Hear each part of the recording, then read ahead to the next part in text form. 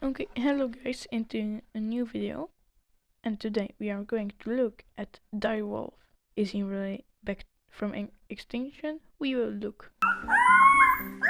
The howl of a dire wolf hasn't been heard on planet Earth for more than 10,000 years.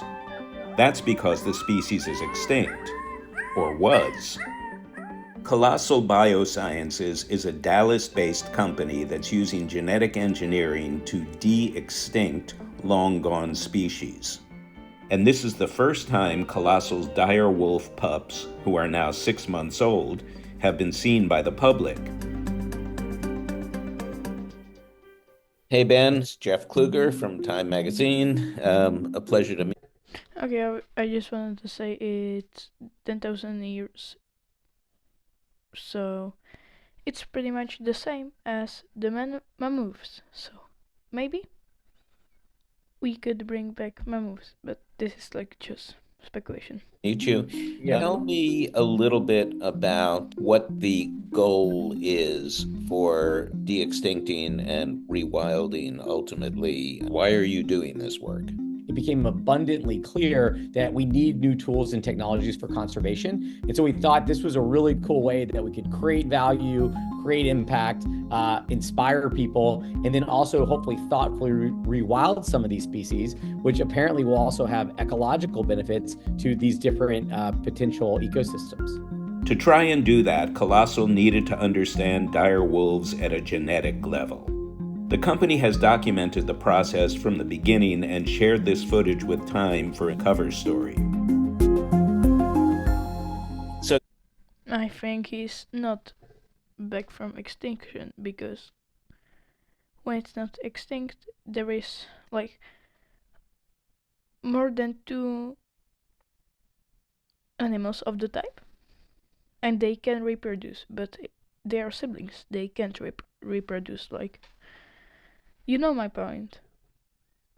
can you tell me a little bit about what went into engineering the dire wolf? We extracted DNA from 2 fossils that we knew from had some amount of preserved ancient DNA.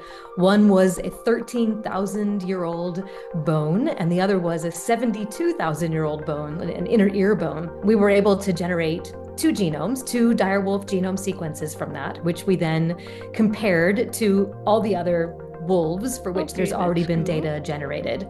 And when we do that, we want to figure out where it is that these 2 dire wolves are similar to each other, but different from the other wolves that are out there. And so we come up with this list of genes where they're distinct.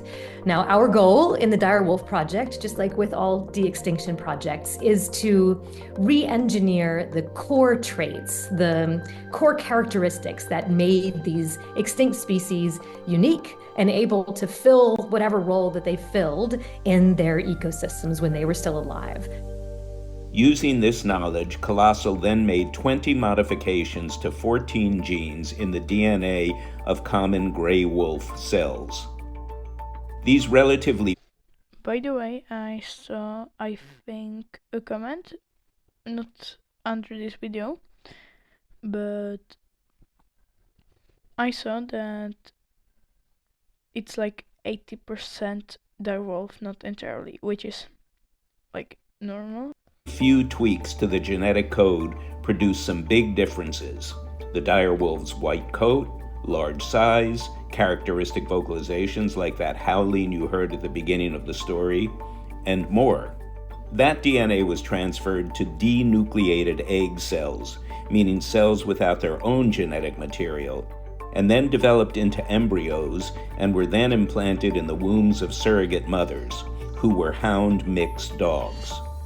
We didn't know how big these embryos would grow and wanted to make sure that the surrogate was healthy. So we picked large dogs. Romulus and Remus, named after the Roman mythological twin brothers who were raised by a wolf, were born on October 1st, 2024. And in January, they were joined by a younger sister that the Colossus...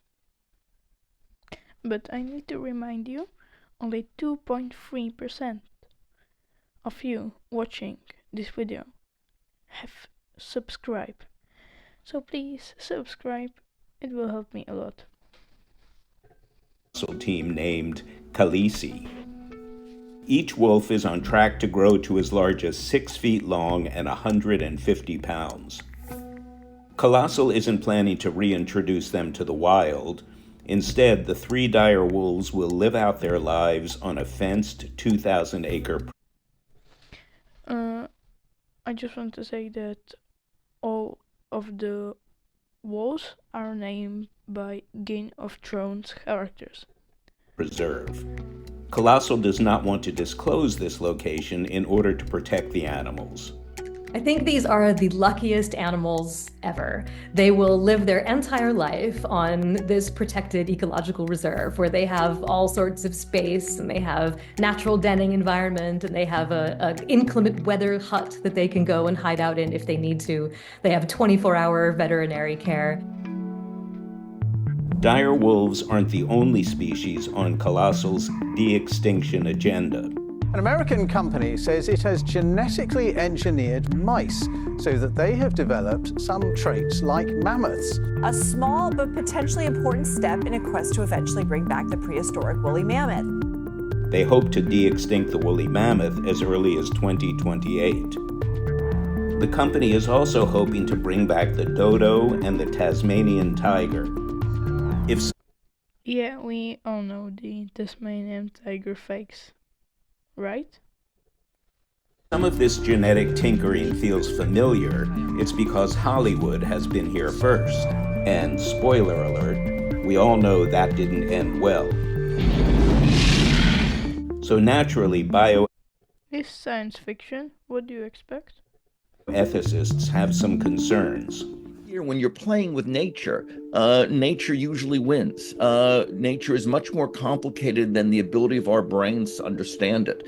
Genes do many things. There may be a lot of unintended consequences. Let's say we alter a gene to make extra hair or to make it burn metabolism more, burn fat more. Those genes may do other things in ways that we just don't even understand. So we may create animals that have lots of medical problems. If we start tinkering with genes, we may create a super mouse, a super rat that kills all the other animals around. Why would we?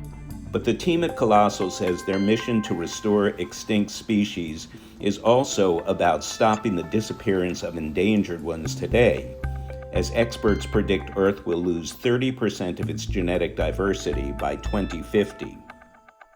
Colossal has used techniques learned from the Direwolf project to clone 4 red wolves, a small but important step in fortifying that endangered species. The 4 new wolves could help inject fresh DNA into the red wolf gene pool, which currently suffers from a so-called genetic bottleneck, the result of too few individuals carrying too little genetic variety to keep the species healthy. Yes, it would be really amazing to see a mammoth. It would be great for the habitats of Tasmania to have a keystone predator reintroduced into that ecosystem.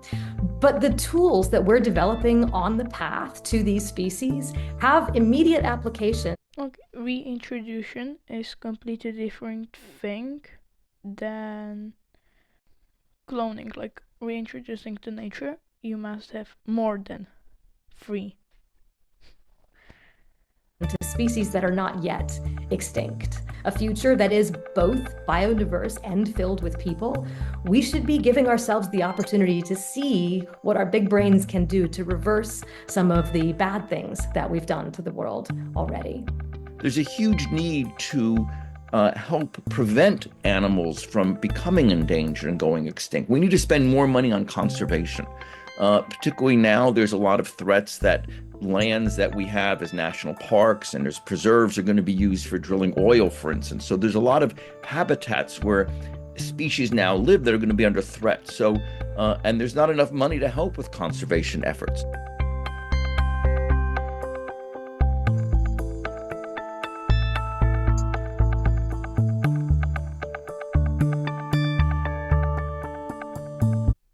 Okay, so it's close to the end of the video.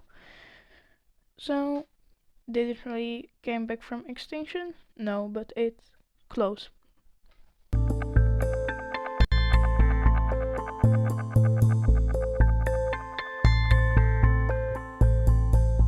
Thank you for watching the original video you have of course, in the description. Don't forget to like, subscribe, and comment what do you think. And bye.